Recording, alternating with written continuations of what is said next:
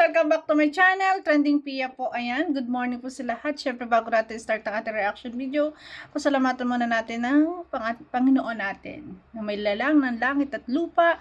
Maraming salamat po. At siyempre guys, pasalamatan natin na may-ari ng video, si Kuya Brooke. Shout out po.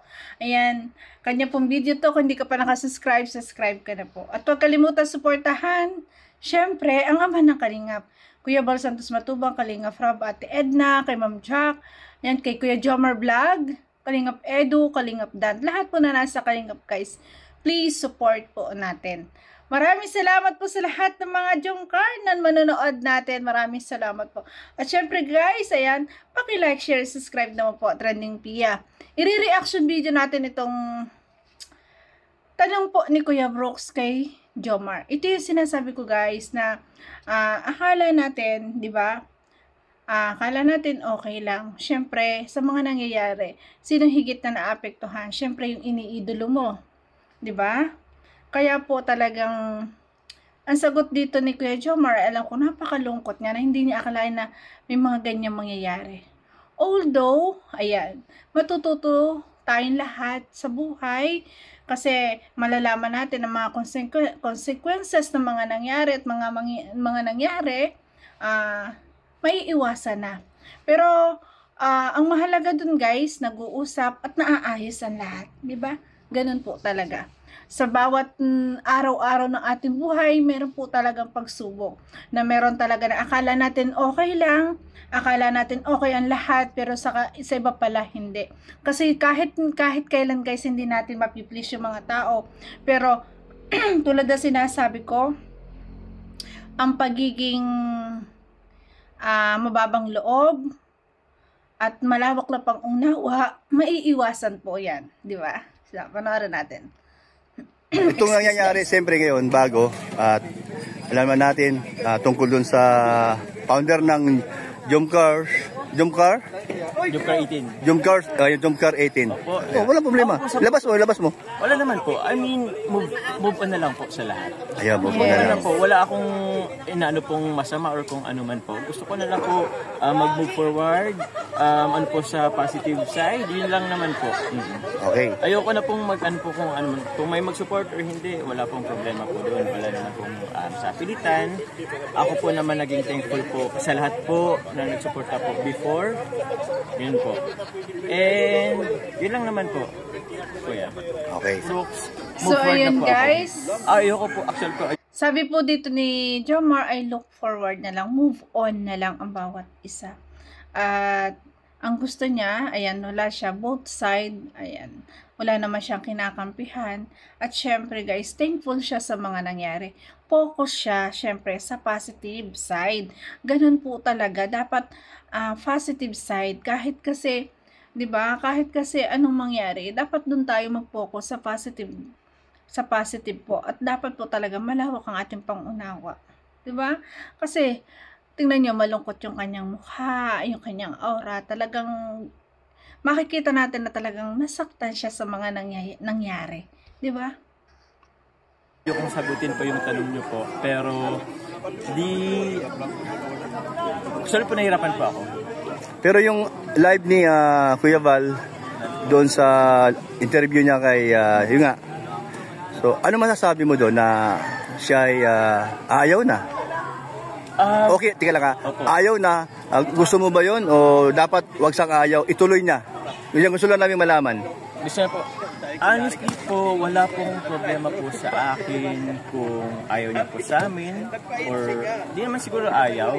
Kung siguro mas pipili niya po na may ibang suportahan, wala pong problema po sa akin. Wala pong problema. Sabi naman niya, susuporta pa rin sa inyo at sa lahat ng beneficiary ng Kalingap. Sabi naman niya yun. Salamat po. Ayun. Ako po, kami naman po, hindi naman po namimilit. Sabi ko nga po dati, kung sino po ang next day, okay lang po. Kung sino pong ayaw, wala naman po namimilit. Parang ganun po. And yung sabi niya po, kung supportahan niya po yung ibang angels po, which is very okay po sa akin. Tama. Personally po, very okay po sa akin. Kasi, mas okay sa'yo, lahat. Mas okay. Dahil total naman, Kalingap din naman ng beneficiary ng Kalingap. Ang beneficiary. Oo. Tsaka, na-spread po yung help. Yun. Hindi lang po siya Tama sa ka Jom dyan. Car. Na-spread yung help po sa ibang beneficiary, sa ibang love team, sa ibang ano. And yun po yung okay sa akin. Okay. Sa pakiramdam ko naman, hindi naman kayo bibitawan eh. Andun pa rin siya. Support pa rin sa inyo. Kung anong meron, ayan na lang po. Sa totoo lang po, ayoko na talaga siyang i-open pa. May personal reason, meron siguro din siyang personal reason, I respect. So doon na lang mabase ang mga Cordatics na yan. Doon na lang mabase sa... Grabe guys, napakagaling ni Jomar sumagot. Sa totoo lang, 'di ba? Sabi nga niya, kung sa iba susuporta, no problem. Totoo naman po. Wala namang problema kasi yun naman talaga ang gusto ng Kalingap ni Kalingap Rob, na gusto niya ma-spread, na gusto niya tulungan naman yung iba, hindi palaging yun. Which is yun naman yung maganda rin nga. Pero syempre, napakasakit. Alam ko at nakikita ko sa kanya, napakasakit sa loob na talagang ayaw na niyang magsalita. Meron doon na sabi niya, meron doon na yung bawat isa, 'di ba? Opinion ng bawat isa tulad niya. Ayaw na niyang pag-usapan pa. Pero ayan, kung sumuporta at hindi, okay lang sa kanya. Walang problema. 'Di ba? Yun yung sinasabi ko guys, na posible talagang mangyari to. Kasi, kung kahit tumutulong ka, kung nakaka-spread naman, yan na wala. Kung nakakaroon naman ng gantong inggitan, nagkakaroon naman ng ganto na hindi pagkakaunawaan, walang pagkakaisa. Kailangan, para sa kanya, okay lang na i-give up niya. Okay lang, pakakawalan niya kung sino gustong tulungan. Kasi guys, nakaka-stress din po yan. Sa totoo lang, stress po yan. Napakahirap po bilang isang ini-sponsoran, di ba? Napakahirap po. At sa totoo lang, basta tumanggap ka talaga ng tulong, talagang napakalaking utang na loob yan. Alam ko naman na yun ay talagang, kay Jomar, ay hindi mawawala yun. At utang na loob na niya, lahat yun, sa lahat ng tumulong, sa lahat ng mga nagbibigay, ang lahat ng ginawa ang lahat ng binigay sa kanila. Pero syempre, nakakalungkot po bilang isang tinutulungan na nagkaroon ng ganong pagproblema, di ba? Na talagang sobrang lungkot kasi syempre, ikaw na nasa Kalingap, ikaw na may birthday, yung masayang araw mo, hindi makakapunta, hindi nakapas, hindi pumasok, yung tao na alam mong doon nagsimula kung saan meron ka, di ba? Although si Kalingap Rob po, yung talagang nag-discover sa kanya, siya yung, sabi nga niya, napanood ko, siyang pinakang talagang bumuo ng Jom Car, ayan, di ba? Na siya mismo, ay may talagang founder ng Kalingap at yun ay si Kuya Val. Kaya talagang napakasakit no na nagsiselebrasyon ka na yung ama ng Kalingap ay wala. Diba? Kasi mas pinili ni Kuya Val sumama dun sa bata kasi nga, syempre guys, galing Maynila. Bilang isang tao, napakabait ang ginawa ni Kuya Val ni Ate Anna.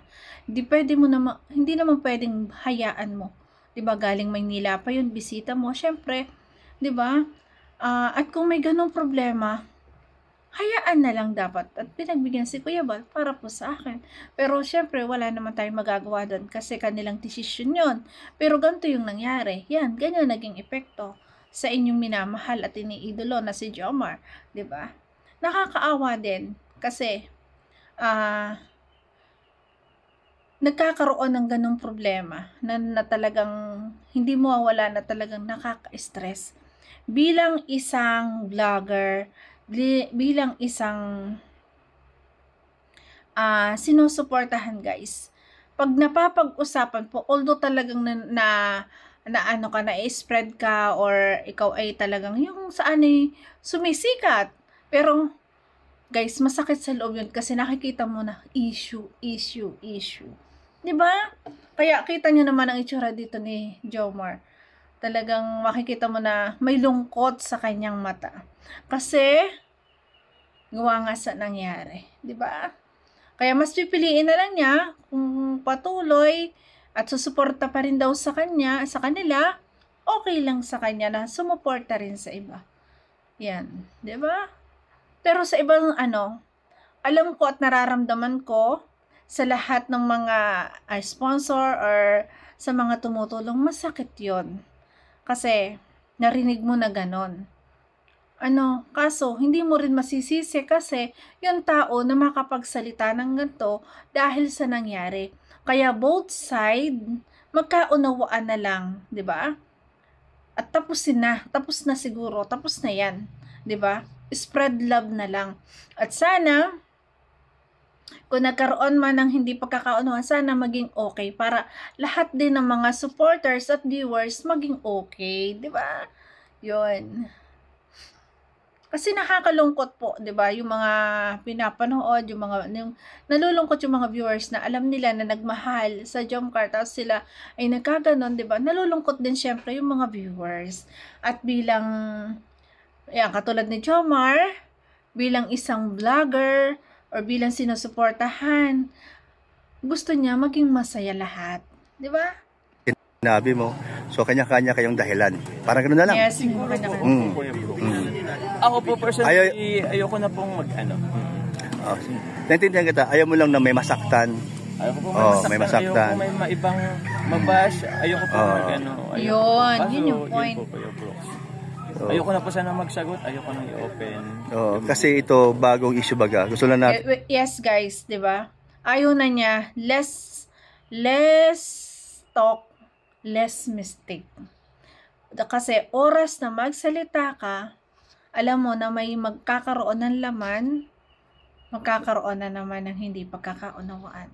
Kaya sabi nga niya, ayaw na niyang magsalita. 'Di ba? Nakakalungkot po pagka ganun, guys. Nakakalungkot po talaga. Na ganito na namumroblema kasi kita niyo naman 'di ba? Kaya sana maging okay, no? Grabe. At ipakita nila kay Jomar, sa Jomcar na okay na sila, 'di ba? Para maging masaya na ang lahat. Kasi marami yung gustong malaman kung ano yung isasagot mo doon sa issue ngayon, doon sa sinasabi ko nga na tinatanong ko sa'yo.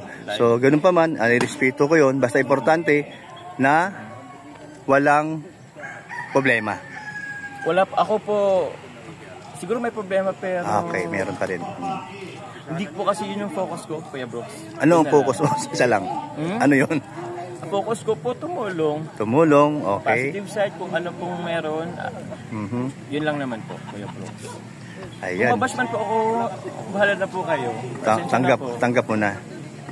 Ano na po yan, Kuya Brooks? Almusal, hapunan, merienda. Yan. Oo nga eh. Yun na po. Hindi ka nag-iisa, pare-pareho tayong lahat naman po lahat tayo. Pero, yan, 'di ba? Ang sakit at ramdam natin na masakit sa loob niya. Na ganon, grabe. Na-focus na lang siya sa pagtulong. Grabe guys, focus na lang siya sa pagtulong. At ayaw na, 'di ba? Almusal, tanghalian, nababash siya. 'Di ba? Yun yung naging apekto. Epektado talaga. Kahit pa sabihin natin, 'di ba? Na sabihin natin na kasi tayo bilang isang sumusuporta, sabihin natin labas na to, labas sila diyan, hindi wala silang alam diyan. Pero syempre guys, sinong naapektuhan, sila pa rin 'yun. Sila pa rin talaga ang maapektuhan doon.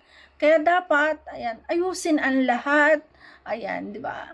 Kasi mga tao lang tayo 'di ba? 'Di ba ang gusto lang naman natin magpasaya, 'di ba? Iparamdam yung ating pagmamahal at suporta. Nawa po ganon, 'di ba? Kasi ako guys, bilang isa ding sumuporta, ako wala nang kung gano'n nagkaroon ng problema at gano'n binabash din ako, mas pipiliin ko talaga guys na manahimik o lumayo na lang kahit talaga masakit sa aking loob. Gano'n po. Pero never na akong magsalita para syempre susuportahan ko pa rin at iisipin ko pa rin yung aking iniidolo. Ganun po akong tao. Kasi alam ko marami ang lahat na galing din ako sa ibang community pero bilang isang sumuporta rin at minahal sila, mas pipiliin ko na maging okay ang lahat.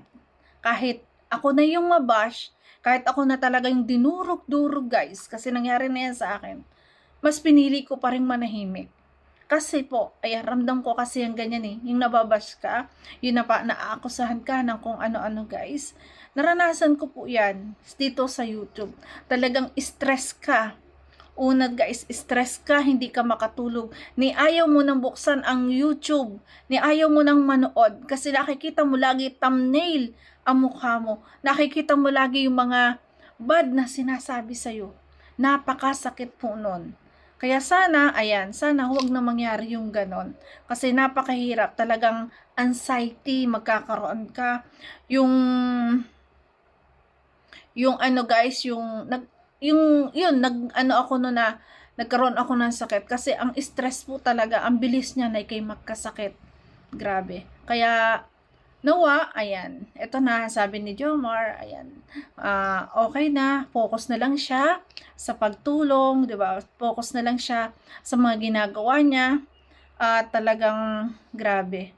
Katulad din ng Kuya Brooks, di ba? Nabas din siya, talagang ganyan.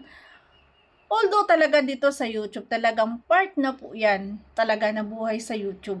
Yung mabas ka, yung maakusahan ka, di ba? Kahit hindi ka kilalang tao, sabihan ka ng kung ano-ano. Talagang yan po ay natural na dito sa YouTube. Pero guys, may puso din tayo.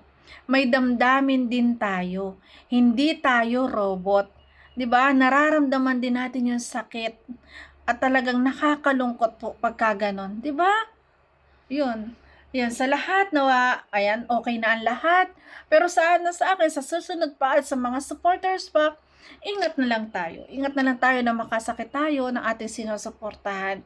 Kasi tanging ang hagad naman natin ay makatulong, mapasaya sila. Di ba? So guys, thank you for watching. At ako'y hangang-hanga sa sagot dito ni Jomar na ayaw niyang magbitaw ng salita, ayaw niya ayaw niya magsabit ng, yung